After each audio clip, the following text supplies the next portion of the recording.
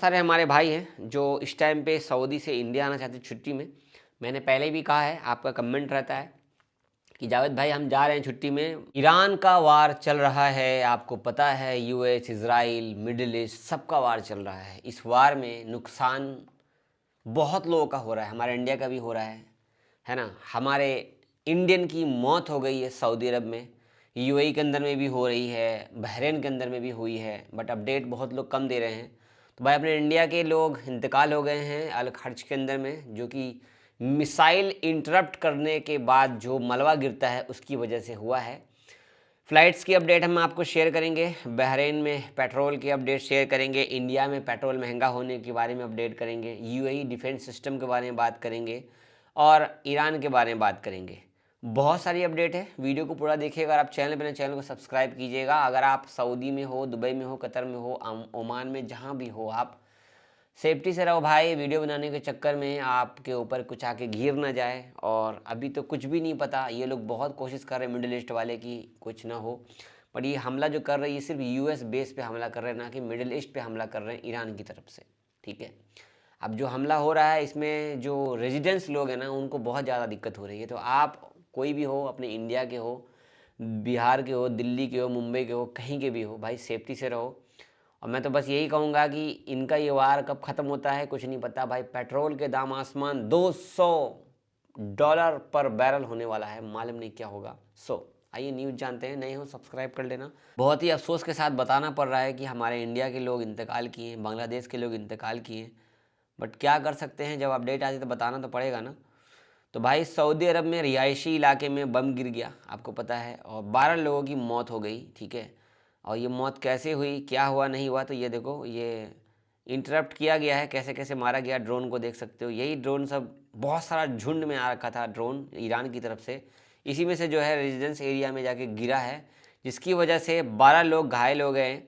और एसपीए की तरफ से जो बयान आया उसमें कहा है कि जो अल खर्ज का एरिया है, देख सऊदी अरब के अल खर्ज कमिश्नरेट में आवासीय क्षेत्र पर सैन्य मिसाइल गिरने से 2 लोग मारे गए। ठीक है, मरने वाले लोगों में भारतीय हैं, बांग्लादेशी हैं और भी कई नागरिक हैं जो बांग्लादेशी घायल हुए हैं। ठीक है, इन सबको इंशाल्लाह इन सबको राहत दी जाएगी, इनके फैमिलियों को भी राहत दी जाएगी। बट यहाँ पे बताया जा रहा है कि तेल का जो वहाँ पे कल कुआँ है, माशाल्लाह आपको पता है कि अलखर्ज में है, तो वहाँ से इसकी जो बचाव के लिए, ताकि जो हमला है वो तेल के खाद्यान्न पे ना गिरे, जो तेल का कुआँ इन्होंने बना जमा कर रखा है अलखर्ज में हर जगह पे, तो हमारे इंडियन की मौत हो गई है। सिर्फ यूएई के अंदर में भी पाकिस्तानी की, इंडियन की मौत हुई है। बहरीन में भाई तगड़ा धमाका हुआ है। अब इसमें जो ये सब कर रहे हैं ये कब तक चलेगा मालूम नहीं। खैर, जो इंतकाल हुए हैं उनके भाई से कांटेक्ट हुआ है एम्बेसी वालों का, तो उनकी सारी हेल्प की जा रही है, इंडिया वाले लोगों की और बांग्लादेश वाले लोगों की। आप सबको मालूम है कि बाहर देश की कंट्री में जो भी लोग आते हैं वो काम करने आते हैं, काम करने आए और मिसाइल इंटरप्ट में इंतकाल हो गया। सोचो, ये रमज़ान उनके घर वालों के लिए कितना पहाड़ होगा। अल्लाह रहम करे। आगे की अपडेट, इंडिया के अंदर में पेट्रोल एंड डीजल का प्राइस हाइक होने का ऐसा कोई भी उम्मीद नहीं है, लेकिन इंडिया में लोग पेट्रोल का भर भर के जमा कर रहे हैं। हालांकि मैं भी अपने गाड़ी में टंकी फुल करा के बैठा हूँ, क्यों, ड्यू टू यहाँ का कुछ नहीं पता होता। बट बोल रहे हैं कि इंडिया में पेट्रोल का दाम नहीं बढ़ने वाला है, ऐसे कोई बोलने की ज़रूरत नहीं है। लेकिन बात करें तो यूएई की तरफ से जो अपडेट आ रहा है वो 12 मिसाइल, आज ब्लास्टिक मिसाइल को इंटरप्ट किया गया है। 15 मिसाइल है यहाँ पे, मतलब टोटल देख लो तो ज़्यादातर जो मिसाइल है वो 10 से 12 दिन के अंदर में इतने मिसाइल इंटरप्ट किए गए हैं। देख सकते हो कुछ लोग गिरे भी हैं, मतलब कुछ मिसाइल सिटी के अंदर भी गिरा है। दुबई के अंदर टर्मिनल 3 पे गिरा था, वहाँ पे मेरा भाई काम करता है। खैर इंशाल्लाह सब ठीक है।